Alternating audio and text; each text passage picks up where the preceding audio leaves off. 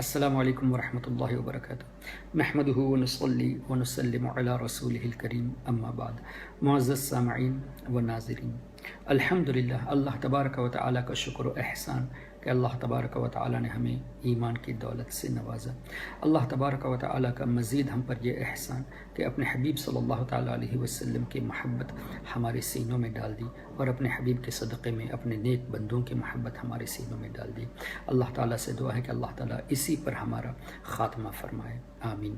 معزز سامعین، جیسا کہ آپ حضرات جانتے ہیں کہ آج کل آپ کو کئی اسکالرز بنام اسکالرز، کئی اسپیکرز، کئی مقررین ایسے ملیں گے جو فی الوقت مشہور تو ہیں لیکن عقائد سے بالکل ہی ناواقفیت ہے۔ یہاں تک کہ بیسک عقیدہ، جو بنیادی بلیف ہے، اللہ پر کیسے ایمان ہونا چاہیے، اللہ کے نبیوں پر کیسے ایمان رکھنا چاہیے، اس سے ناواقفیت ہے، لیکن اپنے آپ کو مشہور کرنے کے لیے اسکالرس بنے، اسپیکرس بنے بیٹھے ہیں، اور عوام بھی ان کے پیچھے ایسی گرویدہ ہو چکی ہے کہ اس سے یہ سمجھ میں آتا ہے کہ عوام کو ان لوگوں نے اپنے طور طریقے سے بہکا رکھا ہے، محو کر دیا ہے، جبکہ اگر عقیدہ صحیح ہو تو عوام کو آپ اپنی طرف راغب کر لیں، اس میں کوئی حرج نہیں۔ عقیدہ خراب ہو، غلط عقیدہ بتا کر آپ عوام کو اس طرح مرغوب کریں گے تو یہ بہت ہی غلط بات ہوگی۔ معزز سامعین، دیکھیے، ان مشہور مقرر میں سے ایک ہے پاکستان کا تبلیغی جماعت کا لیڈر طارق جمیل۔ میرا کوئی پرسنل پرابلم تو طارق جمیل سے ہے نہیں، لیکن چونکہ مجھے ریکویسٹ آئی کہ اس کے عقائد کے سلسلے میں جو اس نے بیانات میں پیش کیا ہے اس پر کچھ تبصرہ کیا جائے، تو میری یہ ذمہ داری بنی کہ میں کچھ اس پر روشنی ڈالوں۔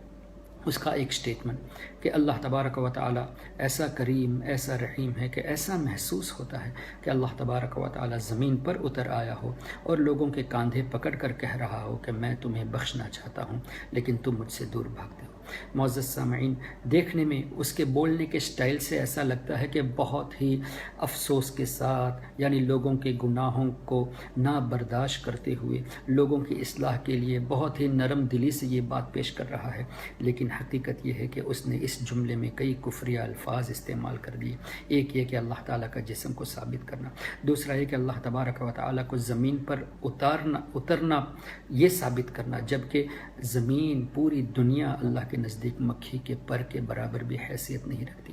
ایسی دنیا میں اللہ تبارک و تعالیٰ کا آنا جس سے مکان ثابت ہو، جسم ثابت ہو، کتنی غلط بات ہے، اللہ اکبر۔ اسی طرح ایک اور سٹیٹمنٹ کہ اللہ کے رسول صلی اللہ علیہ وسلم کے معراج کے وقت حضرت جبریل امین کا نیچے آنا نہیں ہے، بلکہ اللہ تعالیٰ خود زمین پر آ کے اپنے حبیب کا استقبال کیا اور اپنے حبیب کو لے کے گیا۔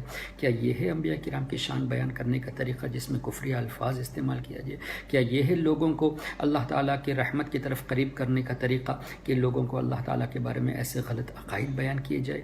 یہ صرف اور صرف جاہل کر سکتا ہے جس کو عقائد کے بارے میں کوئی علم نہیں۔ کوئی صحیح عالم ایسی بات کبھی نہیں کر سکتا، اس لیے کہ عالم کو قرآن کا علم ہوتا ہے، حدیث کا علم ہوتا ہے، تفاسیر کا علم ہوتا ہے، تفسیر پر، آیتوں پر، حدیثوں پر اس کی نظر رہتی ہے، کس طرح الفاظ استعمال کرنا یہ ان کی نظروں میں رہتے ہیں۔ لیکن افسوس، طارق جمیل صاحب نے ایسے الفاظ استعمال کر دیے جس سے اندازہ یہ ہوتا ہے کہ اس کو، یعنی طارق جمیل کو، اللہ پر بیسک بلیف تک نہیں معلوم۔ اب جس جماعت کے امیر کا یہ عالم ہو کہ وہ بیسک عقائد کو نہ جانے، اس سے کیا توقع رکھی جائے کہ وہ عوام کو سیدھا راستہ دکھا دے؟ اللہ تعالیٰ ایسے لوگوں سے بچائے رکھے۔ اسی طرح ایک اور سٹیٹمنٹ اس کا کہ اس نے یہ کہا کہ ہمارے لوگ ممبروں پہ رہ کے فلاں کافر کا نعرہ لگاتے ہیں، جبکہ اللہ کے رسول صلی اللہ علیہ وسلم نے منافقوں کے سردار کی نماز جنازہ پڑھائی۔ اللہ اکبر، کتنا غلط سٹیٹمنٹ بتا دیا۔ کیا کسی نے اس طرح کبھی کسی کو کافر کہہ کے رٹا ہے؟ یہ تو ان لوگوں کے اکابرین نے کیا ہے۔ مثال کے طور پہ رشید احمد گنگوئی نے، اشرف علی تھانوی نے، اسی طرح قاسم نانوتوی نے، کہ جو ان کے عقائد پہ نہ ہو ان کو کافر کہنا، ان کو مشرک کہنا، میلاد مصطفیٰ صلی اللہ علیہ وسلم کو منانا یہ ہندوؤں کے جو مذہبی طریقے ہے اس کی طرح کہنا، اسی طرح پرشاد کو کھانا، دیوالی کی، ہولی کی پرشاد کو کھانا یہ جائز ہے، لیکن نیاز کا کھانا جائز نہیں ہے۔ یہ سب باتیں تو ان لوگوں نے کہی ہے، ان لوگوں کے اکابر نے کہی ہے۔ ہمارے علماء الحمدللہ، اہل سنت والجماعت کے علماء تو صرف اس اعتراض کا، ایسی بکواسوں کا جواب دیتے ہیں، اور یہ ہمارے علماء کی ذمہ داری ہے۔ تو ہم تو دفاع میں یہ بول رہے ہیں، عوام کو حقیقت سے آگاہ کرنے کے لیے ہمارے علماء ایسی باتیں پیش کرتے ہیں۔ کسی عالم نے اس طرح کسی کو یہ کافر ہے وہ کافر ہے نہیں کہا، جب تک کہ صریح کفر ثابت نہ ہوا ہو اور جس پر علماء کرام کا فتویٰ موجود نہ ہو۔ لیکن طارق جمیل صاحب نے یہاں ایک غلط بات یہ کہہ دی، یہ امپریشن دینا چاہتے ہیں کہ ہم ہی اچھے لوگ ہیں، ہم ہی صحیح لوگ ہیں، ہم ہی لوگوں کو صحیح نصیحت کرنے والے ہیں۔ اور مثال کیا پیش کی؟ نبی کریم صلی اللہ علیہ وسلم نے منافق کی نماز جنازہ پڑھائی، تم مسلمانوں کی برائی کرتے ہو، اللہ اکبر۔ کاش اس آیت کو صحیح پڑھ لیا ہوتا، کاش اس آیت کی تفسیر کو دیکھ لیا ہوتا، کاش اس آیت کے بعد والی آیت کو پڑھ لیا ہوتا۔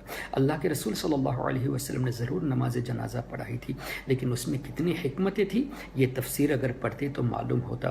اس میں ایک حکمت تو یہ تھی کہ ہزاروں لوگ اس منظر کو دیکھ کر داخل اسلام ہوئے۔ کیوں؟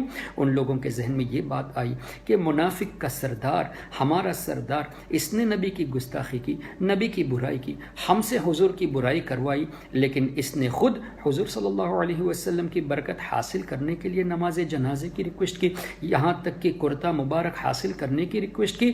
تو یہ تو ایسا ہے کہ یہ خود یہ سب مان رہا ہے لیکن ہم کو اس سے دور رکھا۔ یہ معاملہ دیکھ کر ہزاروں لوگ داخل اسلام ہوئے۔ تو وہاں وہ حکمت تھی، اور نبی کریم صلی اللہ علیہ وسلم کی خصوصیات میں سے ہے، ان کی جو خصوصیات ہے اس میں ہر شخص کا دخل نہیں ہوتا۔ پھر آگے کی آیت نہیں پڑھی، اللہ تعالیٰ نے ارشاد فرمایا وَلَا تُصَلِّ عَلَىٰ أَحَدٍ مِّنْهُمْ مَاتَ أَبَدًا وَلَا تَقُمْ عَلَىٰ قَبْرِهِ، کہ آج کے بعد کسی کافر اور منافق کی نماز جنازہ نہ پڑھی جائے، اللہ اکبر۔ تو اس آیت کے بعد اب بھی یہ کہنا کہ حضور نے جب منافق کی نماز جنازہ پڑھی تم کیوں ان کی برائی کرتے ہو، یہ کتنی غلط بات ہے، قرآن کو مسکوٹ کرنا ہوا۔ پھر ڈس یونٹی کی بات کر رہے ہو کہ ہم ڈس یونائٹ کرتے ہیں، اگر یہ سورہ مجادلہ کی آخری آیت پڑھ لیے ہوتے تو کبھی بھی ایسی بات نہیں کرتے۔ اللہ نے ارشاد فرمایا تم ایسی قوم کو نہیں پاؤ گے جو اللہ پر ایمان لائے، آخرت پر ایمان لائے، اور ساتھ ہی ساتھ اللہ کے اور اس کے رسول کے دشمنوں سے دوستی رکھے۔ وَلَوْ كَانُوا آبَاءَهُمْ، اگرچہ وہ تمہارے آبا ہو، او ابناءہم، اگرچہ تمہاری اولاد ہو، او اخوانہم، اگرچہ تمہارے بھائی ہو، او عشیرتہم، اگرچہ تمہارے رشتہ دار ہو۔ یعنی اللہ کا یہ فرمان کہ جو تمہارا رشتہ دار، چاہے باپ ہو، بھائی بہن ہو، بیٹے ہو، اللہ اور اس کے رسول کے دشمنوں سے اگر دوستی رکھتے ہیں تو ان سے دور ہو جاؤ۔ تو کیا اللہ تعالیٰ ڈس یونائٹ کر رہا ہے؟ اللہ تعالیٰ لوگوں میں اختلاف پیدا کرا رہا ہے؟ کیا یہ ماننا ہوگا؟ معاذ اللہ رب العالمین۔ اس سے کیا پتہ چلا؟ جو اللہ اور رسول کا ہے وہی ہمارا ہے، جو اللہ اور رسول کا نہیں وہ کتنا ہی قریبی ہو وہ ہمارا نہیں ہے، اللہ اکبر۔ کیا طارق جمیل صاحب نے یہ حدیث نہیں پڑھی؟ اللہ کے رسول صلی اللہ علیہ وسلم نے فرمایا الحب فی اللہ والبغض فی اللہ، محبت اللہ کے لیے، دشمنی بھی اللہ کے لیے، محبت اللہ کے لیے، یہ بات تو سمجھ میں آتی ہے، دشمنی اللہ کے لیے یہ بات کیسے سمجھ میں آتی ہے؟ ایک اور حدیث، اللہ کے لیے دوستی، اللہ کے لیے دشمنی، کسی کو دو تو بھی اللہ کے لیے دو، اور کسی سے روکو تو بھی اللہ کے لیے۔ تو دینا تو سمجھ میں آتا ہے، روکنا یہ کیسے سمجھ میں آتا ہے؟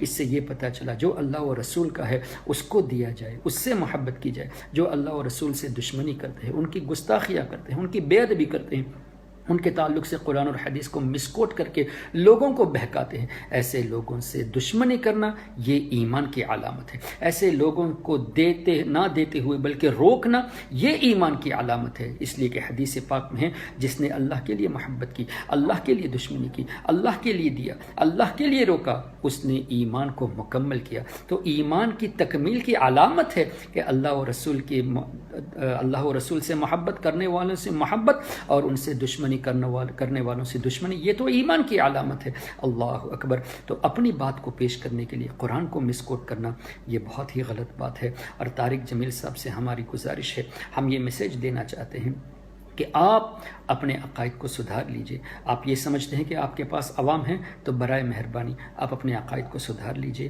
آپ عقائد اہل سنت، علماء اہل سنت سے پڑھیے اور اپنے دیوبندی اکابرین کو چھوڑیے جنہوں نے ایسی گستاخی کی ہے۔ آپ سیدھے راستے پر آ جائیے، ہم آپ کو اپنے سر پہ بٹھا لیں گے۔ اور اگر آپ اب بھی اسی طریقے سے کرتے رہیں گے، عوام کو کفریہ عقائد سکھاتے رہیں گے، آپ اپنی تقریروں میں ایسے نازیبہ الفاظ اللہ اور اس کے رسول کے شان میں بیان کرتے رہیں گے، تو ہمارے ہماری ذمہ داری یہ ہے کہ ہمارے علماء کرام انشاءاللہ آپ کو مزید ایکسپوز کرتے رہیں گے۔ اور یاد رہے یہ بات بھی کہ سری لنکا جب آپ تشریف لائے تھے کچھ عرصے پہلے، تو آپ سے ہمارے کچھ علماء کرام اور کچھ لوگ آپ سے ملنے کے لیے آئے تھے، لیکن آپ نے یہ بات ٹال دی یہ کہہ کے کہ ہم اس بحث میں نہیں پڑتے۔ عجیب سی بات ہے، گفتگو تم کرتے ہو، غلط باتیں کرتے ہو، جب خلاصہ چاہتے ہیں تو کہتے ہو کہ ہم اس پر تبصرہ کرنا نہیں چاہتے۔ یہ سب غلط چیز ہے۔ آپ کو چاہیے آپ سچے دل سے توبہ کر کے اہل سنت والجماعت میں آ جائے، یا پھر اپنے عقائد کو آپ ظاہر کر دیجئے کہ آپ دیوبندی عقائد سے، دیوبندی مسلک سے تعلق رکھتے ہیں اور عقائد اہل سنت سے آپ بالکل ہی واقفیت نہیں رکھتے اور عوام کو گمراہ کر رہے ہیں۔ یہ آپ واضح کر لیجئے تاکہ ہم مزید آپ کے تعلق سے ایکسپوز کر سکیں۔